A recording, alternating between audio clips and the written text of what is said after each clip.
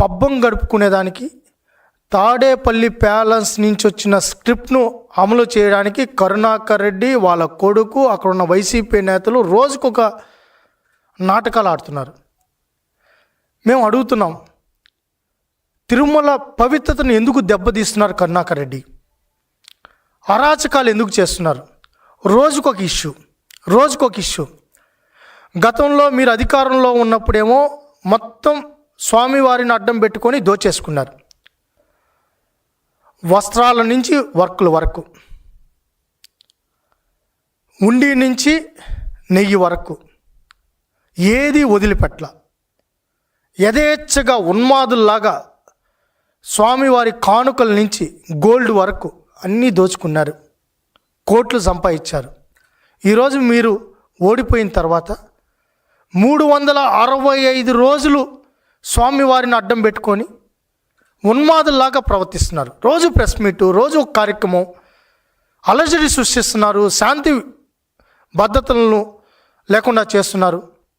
తిరుమల ఎంత పవిత్రమో తిరుపతి కూడా అంతే పవిత్రం. మేము కూడా ప్రతిపక్షంలో ఉన్నాం. చంద్రబాబు నాయుడు గారు ఎప్పుడూ కూడా అక్కడున్న భక్తులకు కానీ అక్కడున్న వాతావరణాన్ని ఎప్పుడు దెబ్బతీసే ప్రయత్నం చేయలే. ఏ రోజు ఏ కార్యక్రమాన్ని తీసుకున్నా భక్తులు ఏ ప్రాంతంలో ఉంటారో ఆ ప్రాంతం జోలికి వెళ్ళిలా. కానీ వైసీపీ నేతలు తీరు మటుకు ఒకరోజేమో మందు బాటలు వాళ్ళే పెడేసి ఇక్కడ కొండ మీద మద్యం ఉందంటారు, వాళ్ళే మాంసం తీసుకెళ్ళిపోయి మాంసం ఉందంటారు. దాని తర్వాత వాళ్ళే ఏదైతే కల్తీ చేసేసి అబాండాలు వేసేస్తారు, సెటిల్మెంట్లు వాళ్ళే చేస్తారు. అక్కడెక్కడో ఎప్పుడో శనేశ్వర స్వామి విగ్రహం ఎప్పుడో పాతకాలంలో అది విగ్రహం చెక్కేటప్పుడే ఉన్నదాన్ని తీసుకుని వచ్చి అలజడి సృష్టించారు. అలిపిరికాడ అలజడి, తిరుమలలో అలజడి, తిరుపతిలో అలజడి. అసలు ఏం చేయాలనుకుంటున్నారు? ఉగ్రవాదుల్లాగా తీవ్రవాదుల్లాగా స్వామివారి పవిత్రతను దెబ్బతీయాలని జగన్మోహన్ రెడ్డి డైరెక్షన్లో జరుగుతున్నది అనేది స్పష్టంగా అర్థమైపోతుంది. వాస్తవం, ఇది ఉన్మాదులో దాడిగానే అభివర్ణించాలి. ఇది తాడేపల్లి ప్యాలెస్ నుంచి వస్తున్న స్క్రిప్ట్. స్వామివారి పవిత్రతను దెబ్బతీయాలి, భక్తుల మనోభావాలు దెబ్బతీయాలి, తిరుమలకు భక్తులే రాకూడదన్నట్టు వాళ్ళ తీరు ప్రవర్తిస్తున్నారు. వాళ్ళ మాట తీరు కానీ, వాళ్ళు చేస్తున్న ప్రవర్తనలు కానీ, వాళ్ళు ఆచరిస్తున్న విధానాలు కానీ ఇది దాడే.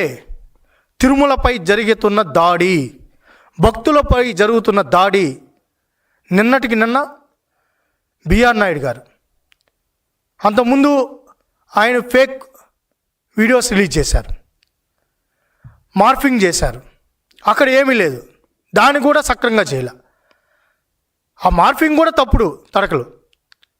అది జరిగిన తర్వాత ఆడ ఏమీ లేదని తెలిసినా కూడా నిన్న కుటుంబ సమేతంగా ఒంటిమిట్టకు అక్కడికి వెళ్ళి అన్నదాన కార్యక్రమాన్ని ప్రారంభించాలని బిఆర్ నాయుడు గారు వెళ్తుంటే కుటుంబ సమేతంగా టిఫిన్కి హోటల్లో ఆగితే అక్కడ ఒక 40-50 మంది రౌడీ మొక్కలు తాగేసి తెల్లారేకుందికి నా గంజాయి తీసుకొని తాగేసి ఉన్మాదుల్లాగా రాళ్ళు కర్రలు తీసుకొని వచ్చి దాడి చేయాలనే ప్రయత్నం చేశారు.